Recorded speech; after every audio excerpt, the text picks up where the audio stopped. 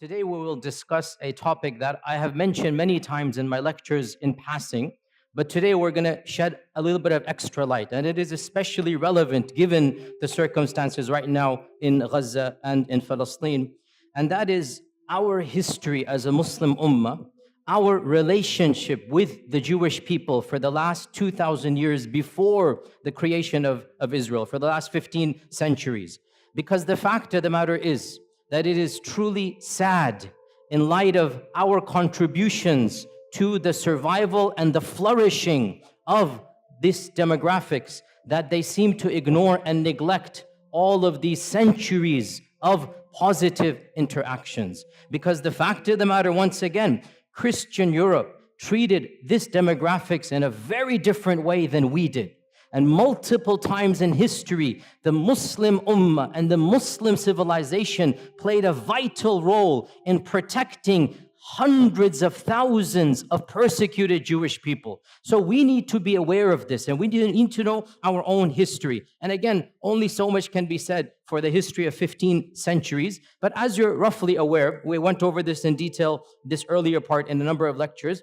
In the year 70 CE, in the time of Jesus Christ, after Jesus Christ, the second temple was destroyed, and so Judaism once again had its diaspora. They fled across the globe, so they didn't have a land. For the next 2,000 years, where were the Jewish people? Under Christian and then Muslim rule. For 1,500 years before 1947, 1,400 years before 1947, where were the Jewish people? Either in Christian lands or in Muslim lands. Okay, what is the difference between how the Jewish people were treated in Christian lands versus how they were treated in Muslim lands? This is the summary we're going to be discussing today. And of course, the goal is to pique your curiosity. The goal is to start you on the journey. Obviously, in 15, 20 minutes, only so much we can do. We need to understand Christianity from its inception has been extremely intolerant of the Jewish people. Why? Because according to their theology, what did the Jewish people do to their own God, to the Son of God? Well, according to their theology, what did they do? They murdered the Son of God. So from the beginning, there's a term that is found in Christian literature. I'm not inventing this term. It's called Christ killers.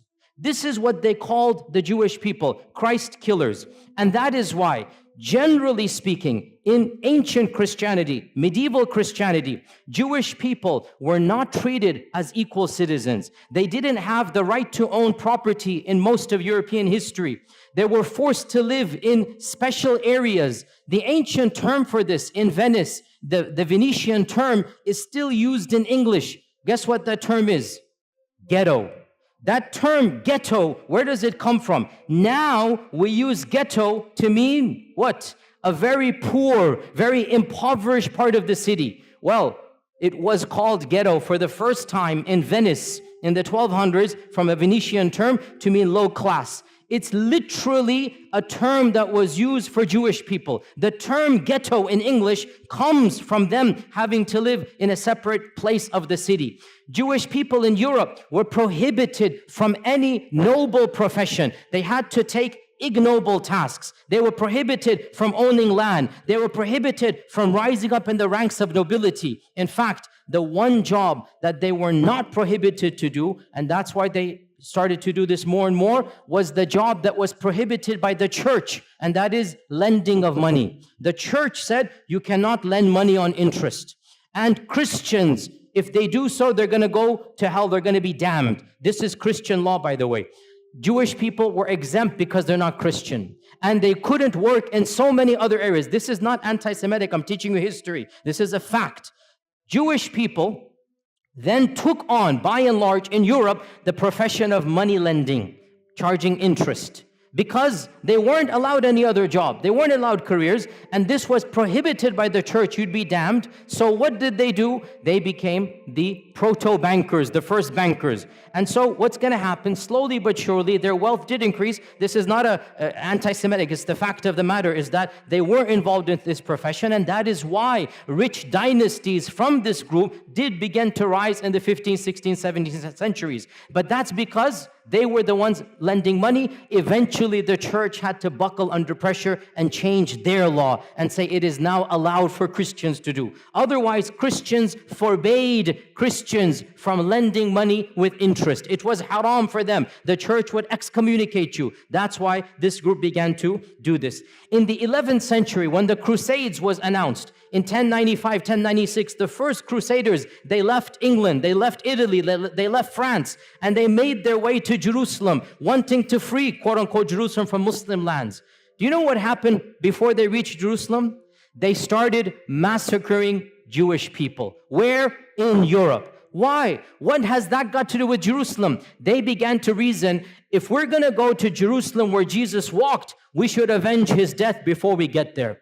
And so, thousands, this is the first time where pogroms happened against Jewish people. Entire cities in Europe, entire cities in Germany. This is in 1096, 1097. Entire cities were decimated from their Jewish populations. It is really pathetic what the Christians did. The women and children ran to the synagogues begging for freedom, and they burnt the synagogue with babies in it. They burnt it. Who? The Christians. Why? Because these are Christ killers. I say this because you need to know, where is this anger? Where is this anti-Semitic coming from? It's coming from Europe. We Muslims had nothing to do with any of this hatred. And you need to know the irony of how we can be accused when in reality this notion of anti-Semitism comes straight from Europe. In the year 1215, the church gave a decree that Jewish people could not live like normal citizens in any Christian land. They had to wear a different clothing. They had to live in different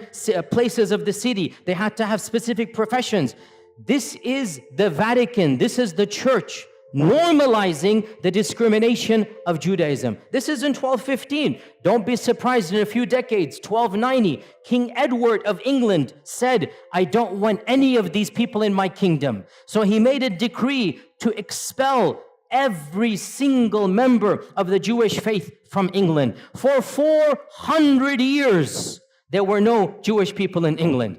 400 years. Why? Anti-Semitism. The king said, none of these people are going to be here. And Shakespeare writes his plays during this time. But the stereotype, the negative, evil stereotype remains in the psyche of Europe. Go read Shakespeare's plays. Go read how he writes about Shylock the Jew. This is Shakespeare, not me. Shakespeare is an anti-Semite in every sense of the term. The stereotypes, the negativity, and ironically, he's never interacted with the Jewish person because there are no Jews in England when Shakespeare's writing because of the decree. Only in 1680 or something, the king relents and allows them back in. And that is why, by the way, to this day in England, the Jewish population is very small compared to other places in Europe because for 4 centuries, they were banned.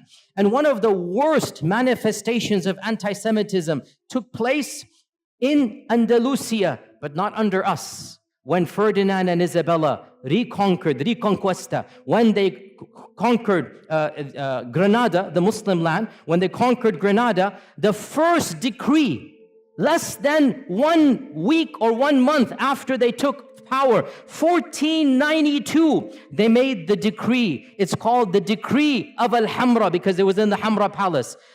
There shall be no Jewish people living in Andalusia.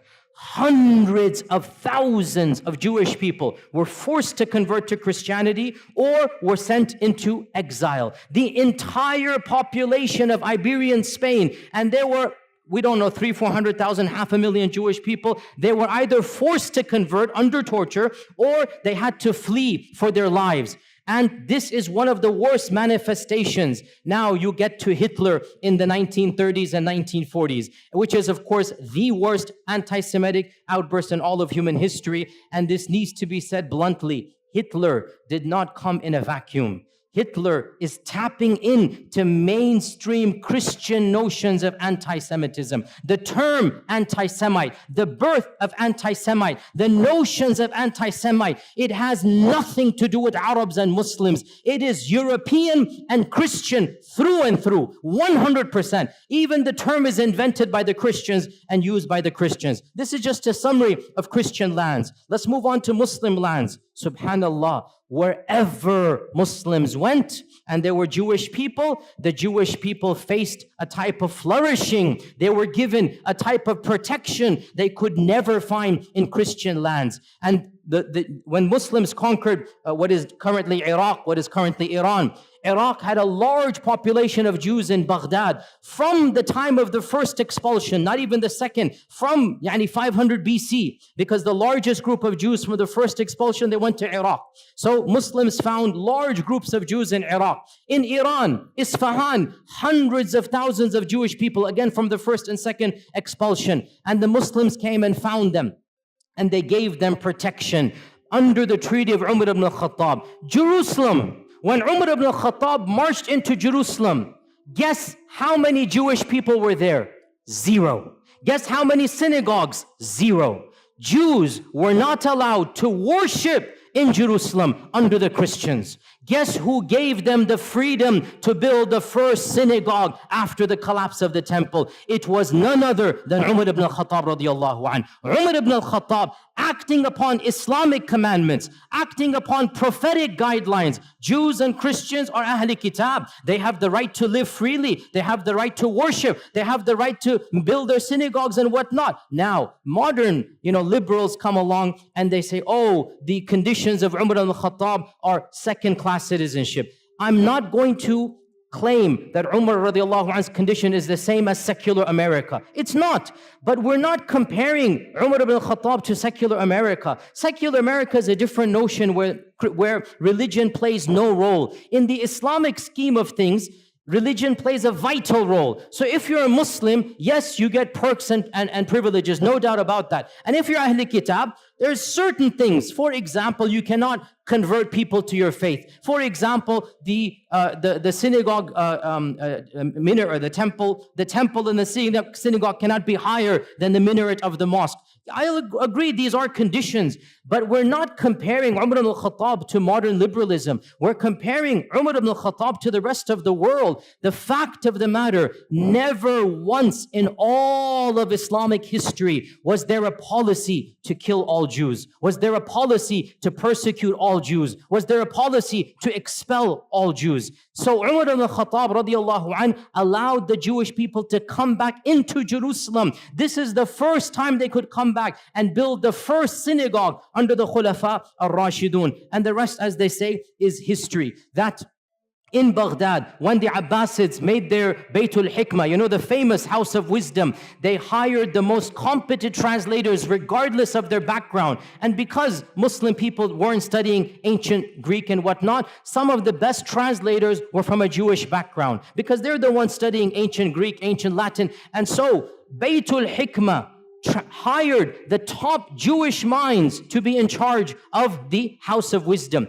And when the Fatimids and when the Umayyads of Spain instituted their own Baytul Hikmah, because they wanted to compete. There are 3 khilafas. They wanted to compete with one another. So they made their own institutes of publishing. They also hired the best and brightest minds, regardless of their background. Jews and Christians were at the top of this list. You have to understand why. Muslims weren't studying ancient Greek and whatnot. These civilizations were. So the Khulafa and the Sultans hired these people and gave them the best salary so that they can work with them. And one of the most interesting examples in our own history in Andalusia was under the Ta'ifa kingdom of Granada in around 1000, 1030 CE, like basically literally 1000 years ago, the prime minister of Granada, the Sultan was Muslim, the prime minister was a rabbi, and his name is Ismail ibn Ismail ibn Naghrilla.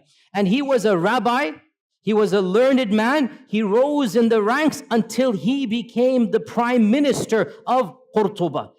This is a Jewish person, and the people loved and respected him. The Muslim population loved and respected him. The books of history mention that when the Reconquista began, because Reconquista took 500 years, right? When it first began, Ibn Naghrilla, this Jewish vizier, was leading the Muslim army in jihad to defend Qurtuba against the Crusaders. Can you believe this? And because in those times everybody dressed up in a particular garb, they wore Quranic, talismans for the time. Ibn Naghrilla, it is said, wore the Quranic coat of armor verses of the Quran, and he's leading the Muslims in actual jihad against the Christians who are invading against Qurtuba, and he defends and he wins and he protects Qurtuba. So this is the reality of Jewish life under the rule. Now, some people point out that 20 years later, a mini massacre occurs. And this, you have to be careful, sisters and brothers. When you read these types of things, do your research. Do your research. It is true. A mini massacre occurred against the Jews of Qurtuba.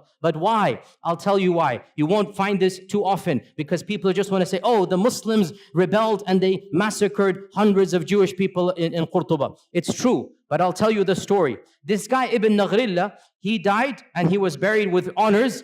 His son, 21 years old, was given the next viziership as an honor that your father was the vizier, you become the vizier. His son is Yusuf ibn Naghrillah. Yusuf turned out to be a traitor. And the first thing he does, he writes a letter to the next kingdom. If you invade on such and such a date, I'll make sure you win over the kingdom. I'll distract the army and whatnot. But there's one condition, you must make me the ruler and I'll pay taxes to you. Okay? So this guy, Yusuf, he attempted a coup d'etat. And he got his people to support him. And obviously his people were of a Jewish background. The letter was uncovered. The Muslims went wild. Mobs attacked the palace and literally shredded Ibn Naghrillah, Yusuf, the son of the famous one. They literally shredded him and tortured him to death. And then they turned on his core, killed him. And then it is true, sad, the mobs turned on the Jewish quarter because they thought this was a Jewish revolt against the city. And innocent people lost their lives. But the point is, no sultan gave the command. No government instituted this. And the reason why it happened was not because they were Jewish. It's because the notion came that the entire community is treacherous to us. That's why this happened. Then things went back to normal and Jewish communities began to flourish. Within 150 years, the greatest Jewish mind in all of Jewish history was born and raised and studied in Qurtuba. Who is this person? Who can tell me? Musa ibn Maymun. Rambam is what the Jewish people call him. The holy rabbi, Rambam. Memorize this name. That's a title, honorific title. Musa ibn Maymun, Moses Maimonides. In the entire history of Judaism, there is no theologian that is more respected and venerated than Rambam.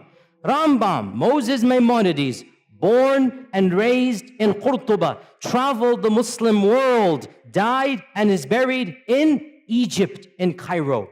He spoke fluent Arabic. He went through the madrasa systems. In those days, if you wanted to study, you went to the madrasa, right? And the madrasa is religious. So you study the sciences along with Quran and tafsir and hadith and fiqh. So Musa ibn Maymun, as a Jewish student, was not just given the freedom, he excelled in his studies. And his biographers mentioned this. I'm not making this up. Read his modern day biography. He lived like a Muslim, prayed like a Muslim, recited Quran like a Muslim. Nobody forced him. It was free. Andalusia, you could be who you are. But he was in such awe of Islam that some people say he secretly converted for a few years. Allahu A'lam. But he lived like a Muslim in the dorms. And there was no pressure because in Andalusia, there was a type of religious freedom that was not found anywhere in Europe. You could be a Christian, you could be a Jew, you could be a Zoroastrian, you could be a Muslim, and everybody lived freely in Andalusia. But Rambam decided to act like and memorize the Quran like a Muslim. Eventually, he goes back to his rabbi, profession, and he begins writing. Now, this deserves an entire lecture. I don't have time to get into there, but it is one of my areas that I love to read about because intellectual history is my area. Moses Maimonides, listen, I'll just summarize it. He took Islamic concepts and he Judaicized them. Mainstream Judaism is influenced by Moses Maimonides, and Moses Maimonides is influenced by Islamic thought. Now, this is not a conspiracy. Again, look this up.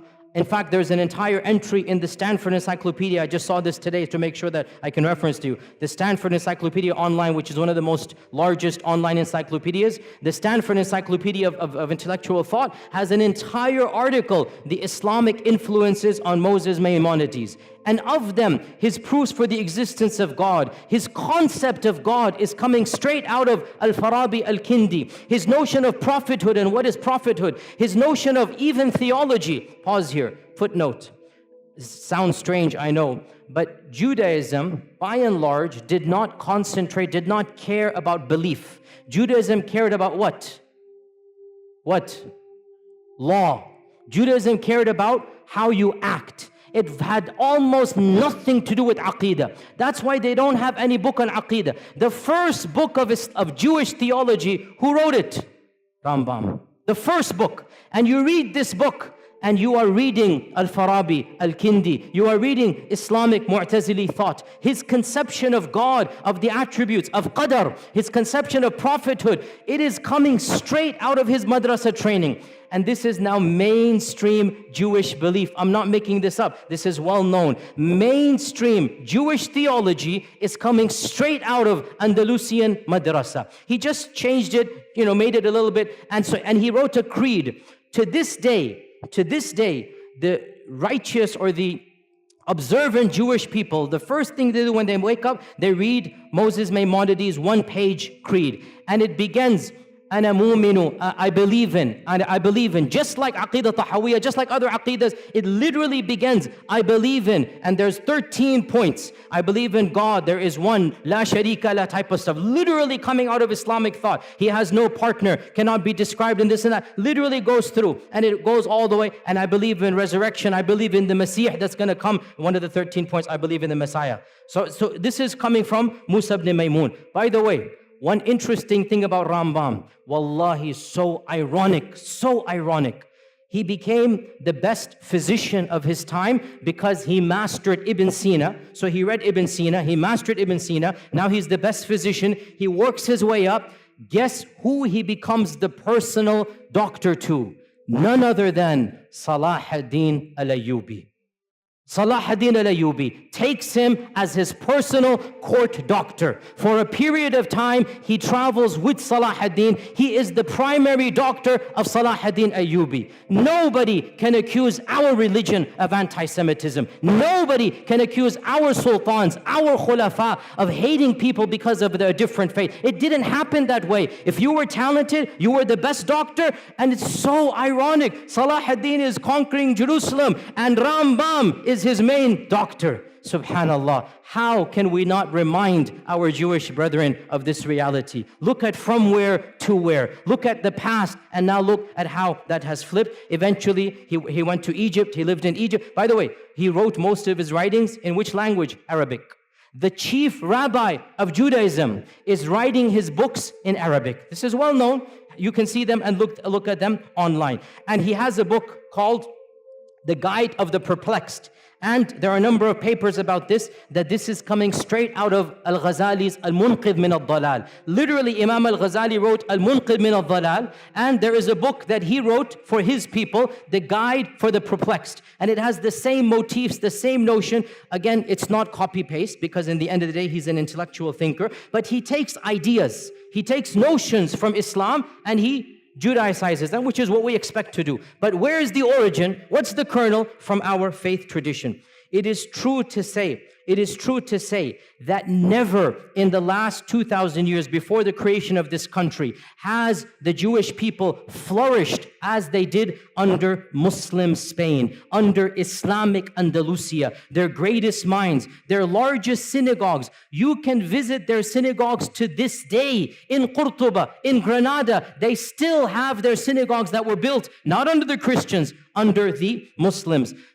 Now in 1492, Ferdinand Isabella come, the first decree, all Jewish people will leave or convert or die, be killed. Where did these 500,000 Jewish people go? The Sultan Muhammad II gave a decree. Anybody who flees from Andalusia shall be welcomed in our lands anywhere you are. And he said, any vizier, any governor, any businessman who impedes their settling, who stops them to settle in any city, shall be punished by the Sultan himself. Sultan Mehmed II welcomed hundreds of thousands of Jewish people in 1492 with open arms. He literally saved them from execution or forced conversion. And he was angry at Ferdinand and Isabella, and he goes, this is not a good policy. But he thanked them. He goes, but you are giving us your good minds, your good workers. Don't worry, we will take them. Because of this, sisters and brothers, where did they go? They ended up in Morocco, in Tunisia. They ended up in Egypt. Hundreds of thousands of large Jewish communities were living in the Middle East, in Yemen. They were living there because Ferdinand and Isabella expelled the Jewish people. Muslims welcomed them and they said, Tafaddal, come and live here. And they lived here up until 1947. And by the way, before we even get to 1947, let's not forget another chapter in Muslim Jewish history. And this one, I was honestly surprised when I found out. Under Nazi rule, when you're all aware what Hitler did, he made a policy, all the people of that background shall be exterminated. The most inhumane, barbaric policy in the entire history against the Jewish people was Hitler. He literally exterminated them by, gas chambers and whatnot. Guess who intervened where possible? In multiple countries, Muslims, sometimes at risk to their own lives, stood up and protected Jewish people. And wallahi, brothers and sisters, I say to you honestly, I have visited Auschwitz and Dachau. I have studied this chapter in history. Wallahi, I swear to you, if I were alive at that point in time, I would hope to Allah that I have the courage and bravery to stand up against the tyranny of Hitler and to protect innocent women and children. The way they were brutalized, the way they were rounded up and just killed for no reason. Innocent babies, we saw thousands of toys and thousands of shoes of children literally just piled up there, killed for no reason. I would hope I would have that courage as well. And I was so happy to hear so many people stood up. The Sultan of Morocco, interestingly, Morocco was under the French rule, and so technically it was not independent. Yet when the French said, give us your Jewish people, Sultan Muhammad V said, no way. These people are our brethren. They have lived with us for centuries. They shall not be handed over. So Sultan Muhammad refused to obey the Nazi policies under the French rule of the Nazis. Tunisia as well refused. The Ottomans refused. In Bosnia, the Muslims refused. And perhaps the most brave act of courage, because it wasn't a government, it was brave. In France, the Muslims who were under the Nazi occupation. So the Nazis, if you remember your history, they invaded France and they took it over. So you have Nazi rule in France for a few years. You literally had Nazis ruling France before the liberation in 1947. So Nazis are in control. Muslims were allowed to live as second-class citizens. The Imam of the Masjid, Abul Qadir, the Imam of the Masjid, the Grand Mosque of Paris, I visited it. It's a very beautiful masjid built in the 1930s. It's still standing to this day. It's a beautiful, iconic masjid in Europe. The Imam of the Masjid gave a secret talk to the Muslims, and he encouraged the Muslims, if you know any Jewish friends of yours, bring them in. We will protect them in our mosque. The basement of the masjid became a home for the Jews under Nazi rule in France. And this was engineered by the Imam, the Sheikh. And some people didn't have space. He forged Islamic documents and told them to dress like Muslims. And it is said he saved over 1,000 people by this policy. 1,000 Jewish people in France were saved by the Muslim community who literally banded together. They didn't tell any secrets. There were families in the basement of the masjid, and those that didn't have space, the Imam personally forged IDs that these are Muslims. Because in the end of the day, what do the Nazis know? They look different, they talk different, they dress different. Khalas, they pretend to be Muslims. This is what you call Islamic rule. This is what is akhlaq of the Muslim. When this tyrant comes, you're not going to allow him to do this. You will protect them. And so it is truly sad that all of this history has been completely forgotten. What happened? Obviously, you're aware, in 1947, it is estimated there were around less than 1 million Jewish people living in Arab and Muslim lands. Less than a million, maybe 900,000. That's a huge number, by the way, especially after World War II. After World War II, you had more Jewish people across the Middle East and Arab lands than anywhere in Europe, right? So almost 1 million living in Yemen, in Cairo, in Iran, in Morocco. These are all people of Jewish background. What happens in 1947? The country of Israel is formed, and they make a call, a plea, that if you come here, you will be given perks and land. If you come here, you'll be given a better economic status. And so majority of them migrated. Why did they migrate? Put yourself in their shoes. It's their land from their perspective, obviously. They're getting their own people. They're getting a citizenship. They're getting land. They feel it's going to be safer for them. Some of them believe in Zionism. And yes, I'm not going to deny, because of the atrocities in 1947 and the massacres against Arabs, it is true, in a number of Muslim lands, for the first time in history, these types of sentiments that we now are familiar with began to develop against the Jewish population. I'm not going to deny this. But why did it happen? Because of politics of Israel. Not because they were Jews, because Israel massacred thousands, hundreds of thousands of Muslims, expelled hundreds of thousands of Arabs. Well, then there's going to be a feeling of sentiment. Why are you guys doing here? Go where you belong and whatnot. So all of this put together in the next 5 to 10 years, from 900,000 Jews in Arab and Muslim lands, currently it is estimated there are less than 15,000 across all lands. 200 here, 500 here. All of them have come to Israel. But one final point, and with this we conclude. Subhanallah, this is something you need to know, O Muslims. This division of living under Muslim, living under Christian, it had and has and continues to have a profound impact on the demographics of the country of Israel. Judaism is divided into multiple groups. The three most important groups: number one, Ashkenazi; number two, Sephardim; number three, Mizrahi. These three divisions go back to whether they were living under Europe or under Muslim rule. And the most Europeanized Jewish people are the Ashkenazis. These are the ones, they never lived under Muslim lands. These are the ones, they have a different cultural background. They're more European. Generally, they're more secular. Generally, they're the ones in charge. Generally, they're socioeconomically privileged, and they're the governments ever since the founding of Israel. Sephardim are those Jewish people that were kicked out of Andalusia.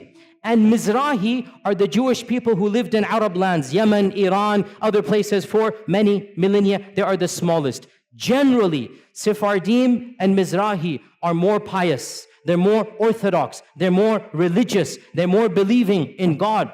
And a lot of you don't know this. In Israel, they are treated like second-class citizens. In Israel, because they can tell by your looks, they can tell by your name, they can tell by your culture. The Ashkenazis, who have a white skin color, are the superior class. And of course, there's even a lower category, the Falasha, which are coming from Ethiopia, and you should see how they are treated in Israel. They are the lowest of the low. But above them are the Mizrahis, and above them are the Sephardim. Sephardim and Mizrahis, they are ghettoized in Israel. In the 40s and 50s, they were not given the land they were promised. They were not given the perks that the Ashkenazis were given to. They were not given government positions. And this caused, I'm not joking, you can look this up, in the 60s and 70s, political parties, some of them semi-violent, from the Sephardim, from the Mizrahi, were formed to fight against whom? Against whom? The Arabs? No, Ashkenazis. To fight for their rights. And these days, there is a massive party in Israel called the Shas Party, S-H-A-A-S, the Shas Party. It is the fourth or the fifth largest party. It is a party that was founded to protect the rights of the Arab Jews, i.e. the Sephardim and the Mizrahi Jews, so that they have equal rights as the Ashkenazis. You have to realize racism is rampant in that group of people, even amongst their own. Any Jewish person who lived in Muslim lands, who spoke Arabic, who comes from an Arabic culture, is not treated with the same respect as the Europeans. And this is well known, open secret. Go look it up. Go do your research in this regard. So this is one point. And then I want to conclude on this point, sisters and brothers, and that is that We are not mentioning this. Wallahi, we are not mentioning this to remind them of a debt they owe us. No. We did this because Allah told us to do it, not because of them. We did this because our Prophet ﷺ taught us this is how we treat minorities. We would do it all over again, but we just want to show the world this is Islamic law, this is Islamic Sharia. The freedoms that they had, the intellectual, curiosities, the books that they produced, they couldn't produce a fraction of them in Europe in medieval times, and that is what we give to the world. It is truly sad, and we don't say this as a debt or a favor. We're just pointing out the facts. It is truly sad that the same descendants of those whom we saved, those who were given refuge with us, they have flipped the script, and they are doing what Hitler did to them, they are doing to the very people who protected them. And we just say this as a historical fact and record. Otherwise, we complain to Allah and Allah alone. These are facts we should all know, and we are proud as Muslims of our history, and we're proud of our Sharia, and there's nothing to be ashamed of. Alhamdulillah, thumma alhamdulillah. And inshallah, we'll continue in the same vein. Jazakumullah khair. Assalamu alaikum wa rahmatullahi wa barakatuh.